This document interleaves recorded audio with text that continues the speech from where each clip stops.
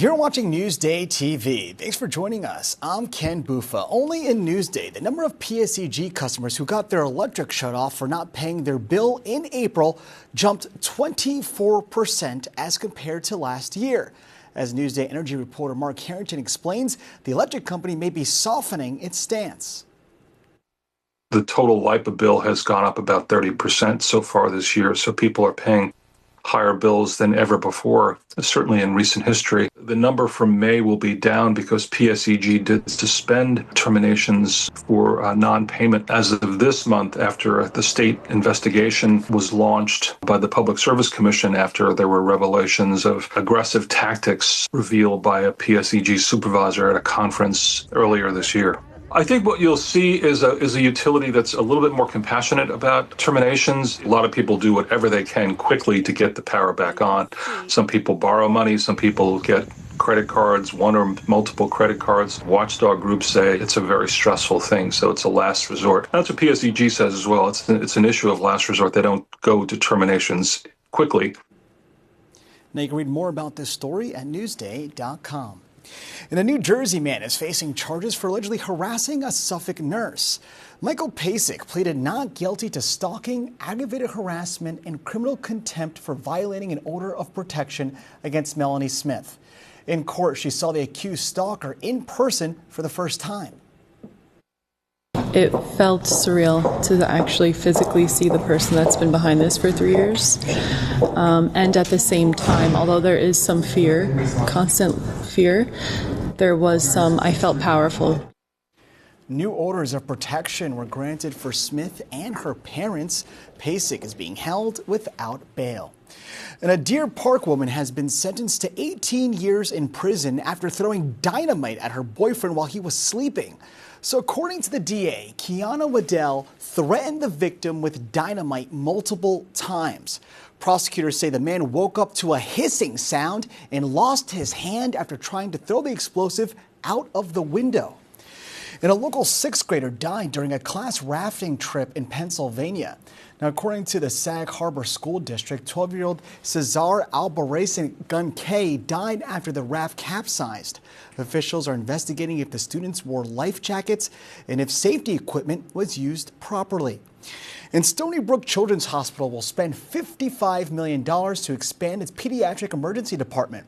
The new facility will have 20 treatment rooms and 2 critical care rooms. Hospital officials say they will break ground Friday. Construction is expected to be done in 2029.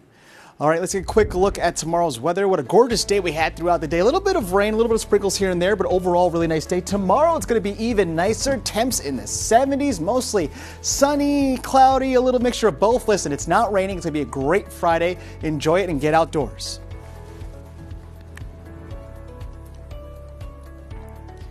A Long Island congressman is leading a bipartisan push to end President Trump's new $1.8 billion so-called slush fund. Doug Geed has the story. Giving $1.8 billion in a slush fund is not what the people want. Congressman Tom Suozzi is referring to the recently created Anti-Weaponization Fund, a pool of money that President Trump wants to be used to compensate people who were unfairly prosecuted or targeted for political reasons. It's really a way for the president to give money to supporters of his that he says were victimized by overreach by the federal government. While Congress is supposed to approve government expenditures, the issue was never put before the House or Senate. Now Suozzi, a Democrat from Glen Cove, is introducing a bill, along with Pennsylvania Republican Brian Fitzpatrick, that would block any taxpayer money from being distributed from the fund. This is unusual. That is true. Acting U.S. Attorney General Todd Blanche, Trump's former private attorney, oversaw the creation of the fund. He will also appoint the 5 people who will decide who should get a payout. Blanche did not rule out the possibility that some of the January 6th insurrectionists might be awarded money, something Suozzi says would clearly be wrong. I don't get outraged about every single thing the president does, but if there's one thing that makes my blood boil is the fact that the president pardoned the people who came to Washington, D.C. on January 6th. And now they're talking about a guy like this can apply for money from this special fund that the president has set up. I'm going to go way out on a limb and say the speaker will not support your bill. What are the odds of it seeing the light of day on the floor? There was a rule in the House of Representatives that even if the leadership doesn't want to put a bill on the floor, you can get it on the floor if you can get 218 signatures. You have 212 or 13 or 14 Democrats, so you need 4 or 5 or 6 Republicans. It is unconscionable. It is corrupt. We have a bill that's been introduced. I believe it'll be bipartisan.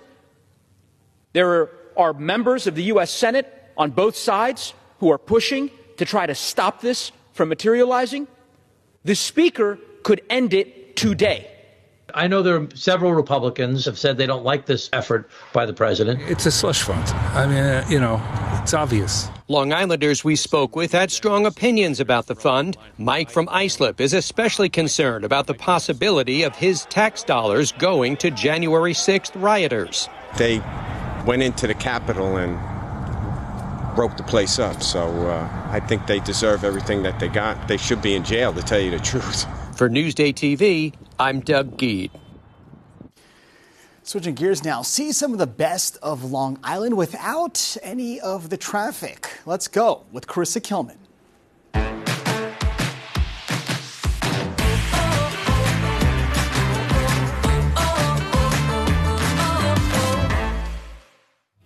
Some of Long Island's best stories are tucked inside places that have been here for decades. So today, we're hopping the Long Island Railroad starting right here in Babylon at Glenn's Dinette.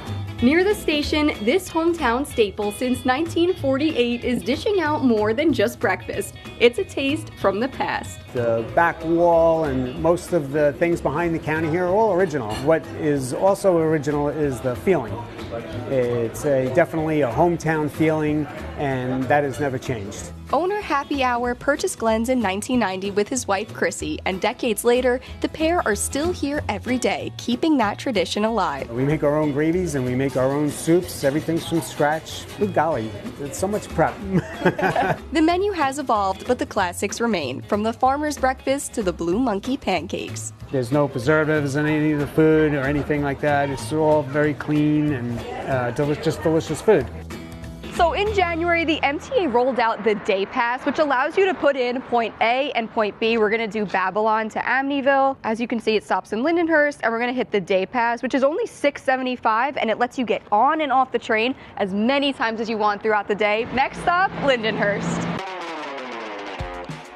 Steps from the train station, this century-old bank has been transformed into Lindenhurst's newest bar. This bank became vacant, and it sat vacant for a very, very long time, 18, 19 years. So now you see, we've converted it to a Southern California beach vibe. Once home to Great South Bay Brewery, this space is now Breaker's Burrito Bar, but pieces of its past are still everywhere you look. This was the original vault. Keeping this year, I think this was a great choice because you still have that feel and people can recognize the history that was here. Yeah, they love it, and now you can come in and play pinball in the bank. On the menu, classic flavors with a twist. Traditional things that you would see, like in Mexican or Southern California restaurants, and then more upgraded things like our birria egg roll, which is like, taking the world by storm. Everything should be an egg roll. Cheers. Salud. Then it's back on the train for one final stop. Park Avenue is just a 2-minute walk from the train station, but it's where our next and final sweet spot is. In Amityville, history is being scooped up one cone at a time. In the 1800s, there had been an ice cream soda shop here. Today, that legacy lives on inside a modern-day soda shop, where vintage charm meets sweet nostalgia. So that menu that's over there, that's from the 1800s. The destination doesn't always have to be Penn Station. Turn a ride onto the rails into a trip through time on Long Island's South Shore. For Newsday TV, I'm Carissa Kelman.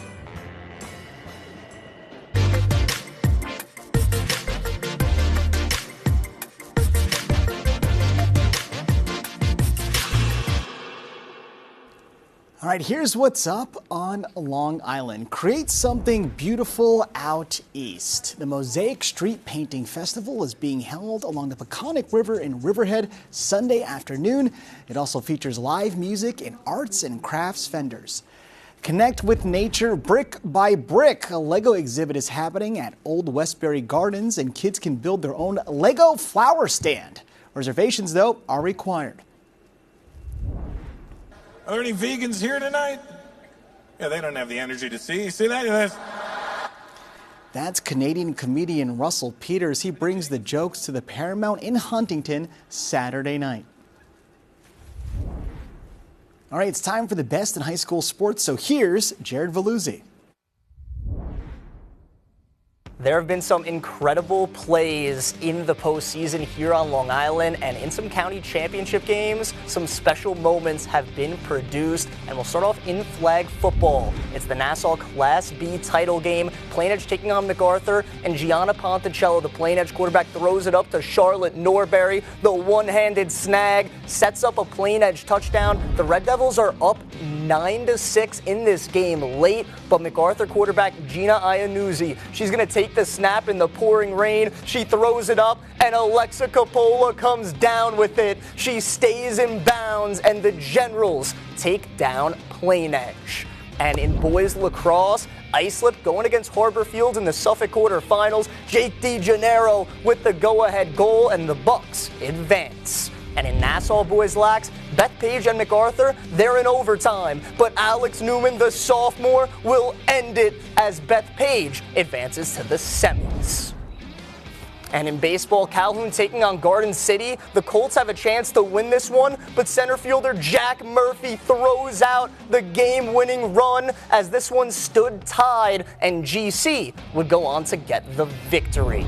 And also in Nassau baseball, how about Matthew Sheps of Port Washington? In the bottom of the ninth, this clutch hit will drive in Leo Schindler for the game-winning run as Port Washington gets the win. And in softball, Kate Schweitzer of Comac, 11 strikeouts on the mound, but she says I could do it at the plate too. This hit will drive in all 3 runs as Comac advances past Ward Melville. And in girls lacrosse, Connecticut was trailing 10-2 in the third quarter against Floyd, but Addison Fitzgibbon with the goal would tie it up at 10, and Connecticut isn't done yet. Natalie Insignia, the lefty laser, will go, and Connecticut stuns William Floyd by the score of 11-10. As Insignia scored 5 goals there, a ton of amazing moments in this postseason. I'll be back next week with some more phenomenal plays.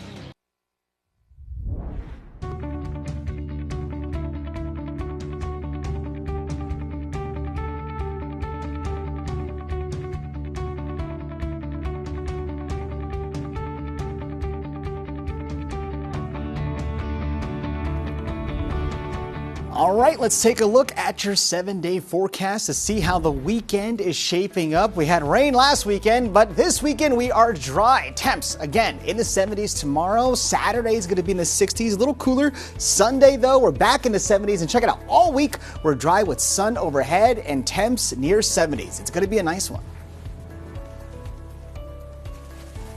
Long Island weather is brought to you by Fire Island Ferries.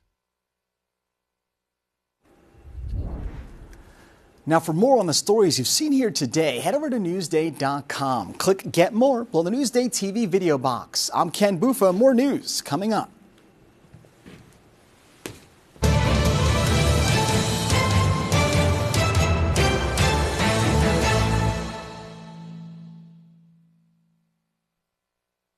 An inside look at Long Island businesses as Newsday presents LI Works. Join Ken Buffa as he samples unique jobs and meets the people behind them. LI Works, now available at Newsday.com/LI Works.